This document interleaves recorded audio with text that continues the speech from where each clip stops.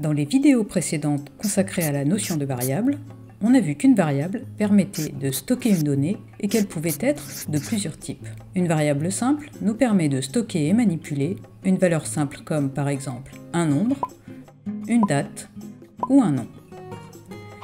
Mais imaginons que nous voulions stocker plusieurs données similaires, par exemple une série de notes ou bien de noms d'élèves.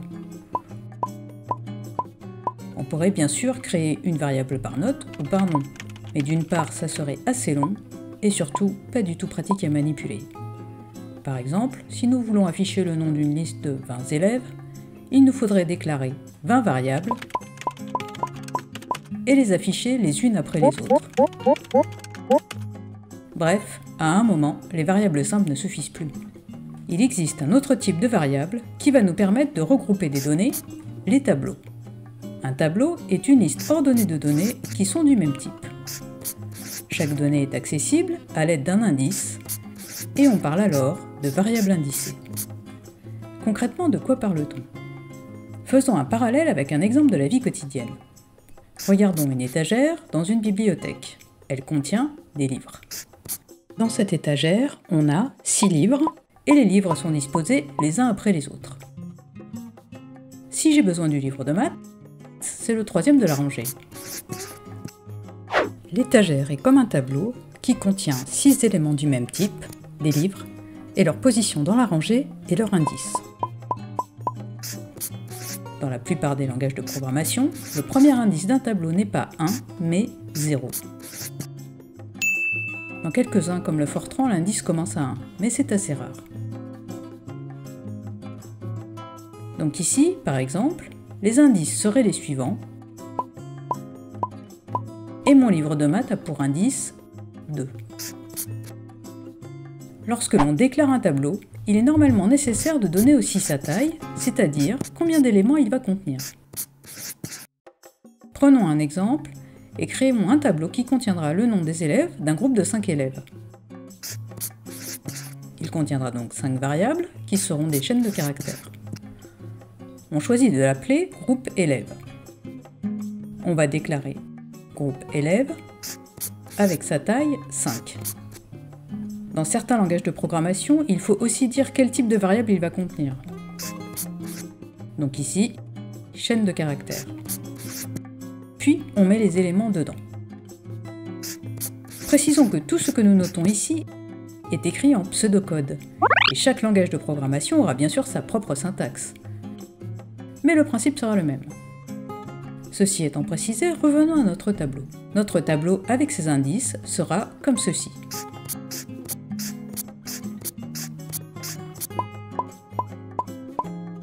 Si on veut afficher le deuxième nom contenu dans le tableau, on utilisera donc le nom du tableau et l'indice de ce nom. Afficher groupe élève 1 affichera Julie et afficher groupe élève 4 affichera Lilia. Avec les tableaux, nous pourrons faire différentes opérations afin de manipuler les éléments, les variables qu'il contient. On pourra par exemple parcourir le tableau pour afficher ces éléments.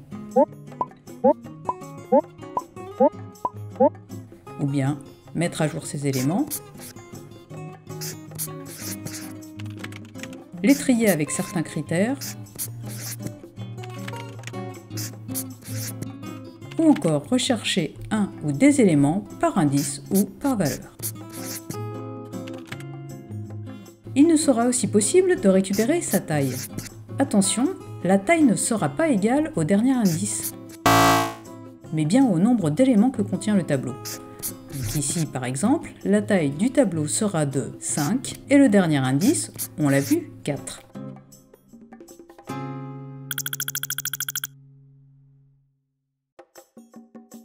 Les boucles vont nous être particulièrement utiles dans la manipulation des tableaux. Par exemple, si on veut afficher le nom de tous les élèves, on pourrait certes afficher tous les éléments les uns après les autres comme ceci,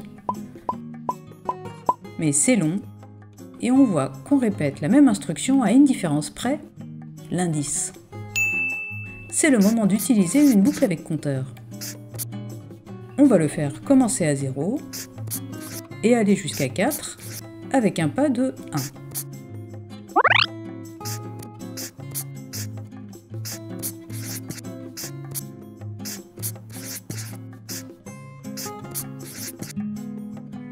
Et dans cette boucle, on va juste mettre afficher groupe élève et à la place de l'indice, notre compteur.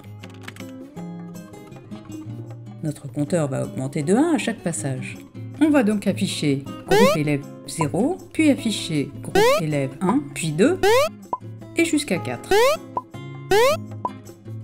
Si on a un tableau qui contient maintenant non plus 5 nombres d'élèves, mais 30, on pourra afficher le nombre de tous les élèves avec le même code. Il nous suffira de changer la valeur du compteur et c'est tout. On voit donc qu'avec des tableaux et des boucles, il va être beaucoup plus simple de manipuler même un grand nombre de données similaires. Prenons un autre exemple et allons un peu plus loin. On va utiliser un tableau non plus seulement pour afficher les variables qu'il contient, mais on va utiliser ces dernières pour réaliser un calcul. Prenons un tableau qui va contenir 6 notes. On va voir comment calculer la moyenne de ces notes. On déclare notre tableau et on le remplit avec nos notes. Pour calculer la moyenne de ce groupe de notes, c'est simple. On fait la somme de toutes ces notes et on divise le résultat par le nombre de notes, 6. On va à nouveau utiliser une boucle avec compteur pour parcourir notre tableau. Mais on commence par déclarer une variable que l'on va appeler somme. Elle va nous servir à stocker la somme de toutes nos notes. Pour commencer, on lui assigne pour valeur 0. Puis, on construit notre boucle avec compteur. Et à chaque passage de la boucle, on va non pas afficher l'élément parcouru, donc la note parcourue comme dans l'exemple précédent, mais l'ajouter à la somme. Elle vaudra donc 0, puis 12, puis 12 plus 10, 22, puis 22 plus 7, 29, etc. Et quand tous les éléments du tableau auront été parcourus, elle vaudra finalement 68. Une fois qu'on a la somme totale de tous les éléments du tableau, il ne nous reste plus qu'à le diviser par 6 et à afficher le résultat. Voilà, nous venons de calculer la moyenne de nos notes avec un tableau et une boucle. On peut d'ailleurs aller plus loin. On a vu qu'une fois qu'on a déclaré un tableau, il est possible de récupérer sa taille. Sa taille, c'est le nombre d'éléments qu'il contient, donc le nombre de notes. Ici, on peut utiliser cette valeur deux fois. Le compteur va de 0 à 5, c'est-à-dire de 0 à la taille du tableau moins 1. Rappelez-vous, l'indice commence à 0. Et pour calculer la moyenne, on divise notre somme de notes par le nombre de notes, donc par la taille du tableau. Voilà, notre petit algorithme pour calculer la moyenne des éléments du tableau fonctionnera maintenant sans changement, quel que soit le nombre de notes. Comme on vient de le voir, les tableaux vont être très pratiques dès lors que l'on va avoir plusieurs données du même type à traiter et à manipuler. Mais on ne sait pas toujours à l'avance combien d'éléments un tableau va finalement contenir dans un programme. Il se peut qu'on ait à en ajouter. Le problème, c'est qu'on a défini sa taille au moment de sa déclaration. Pas de panique, il y a des solutions, le tableau qu'on va appeler dynamique et la liste. Ils vont être manipulés de la même façon, mais sont tout de même différents sur quelques points. Voyons d'abord le tableau dynamique. On peut décider d'ajouter un élément à un tableau. Par exemple, reprenons notre tableau de notes. J'ai eu une nouvelle note et je vais ajouter cette nouvelle valeur à mon tableau. Pour comprendre ce qu'implique l'ajout d'éléments au tableau, il faut regarder ce qui se passe lorsque l'on déclare un tableau. On a vu qu'un tableau a une taille fixe et que l'on définit normalement cette dernière au moment de sa déclaration. En fait, lorsque l'on crée un tableau, un espace défini correspondant à sa taille va lui être alloué dans la mémoire de la machine et les éléments du tableau vont être mis dans cet espace les uns après les autres. Si on veut ajouter un élément, il n'y a plus de place disponible. Donc, on va devoir allouer un espace plus grand dans la mémoire, car on ne peut pas juste rajouter un espace à l'espace existant. On va donc devoir créer un nouveau tableau de la bonne taille, remettre ce que contenait notre premier tableau, et ajouter la nouvelle valeur. En gros, c'est ce que va faire un tableau dynamique. Tout ça a l'air bien fastidieux. Dans les faits, dans la plupart des langages de programmation, c'est beaucoup plus simple que ça. Soit on change la taille du tableau et on ajoute notre nouvelle valeur, soit dans certains langages, le simple fait d'ajouter un élément va en même temps redimensionner le tableau. Ça ne change pas pour autant ce qui se passe dans la mémoire. Mais du coup, pourquoi on a besoin de savoir tout ce qui se passe en mémoire et qu'on ne voit pas? Parce qu'on a aussi les listes. Les listes fonctionnent comme les tableaux dynamiques. On peut ajouter des éléments, en modifier ou en supprimer. On ne va pas trop rentrer dans les détails, mais la gestion en mémoire n'est pas la même que pour les tableaux. Dans une liste, chaque élément est lié à l'élément suivant, et en ajouter sera beaucoup plus rapide, contrairement au tableau. On va donc utiliser moins de ressources si on est amené à ajouter des éléments à plusieurs reprises. Quand on fait de tout petits programmes, honnêtement, on ne verra pas la différence. Mais dès lors que les performances et la rapidité d'exécution sont importants, si.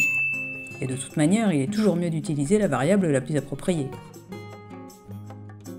Du coup, maintenant on se demande pourquoi on utilise des tableaux dynamiques quand on a des listes.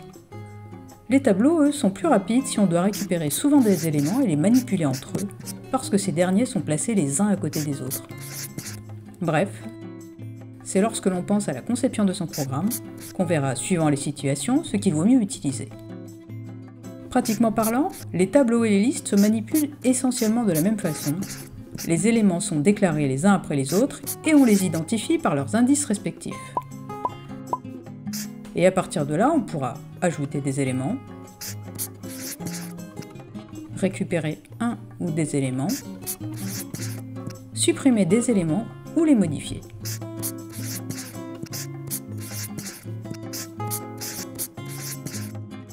Ce qu'il faut retenir. Si on a une série fixe de données à stocker dans une variable, on utilisera un tableau.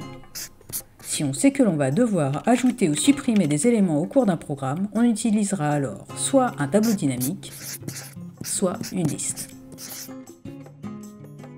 Voilà, cette introduction à la notion de tableau est maintenant terminée. Dans une prochaine vidéo, nous irons plus loin et nous verrons les tableaux à plusieurs dimensions.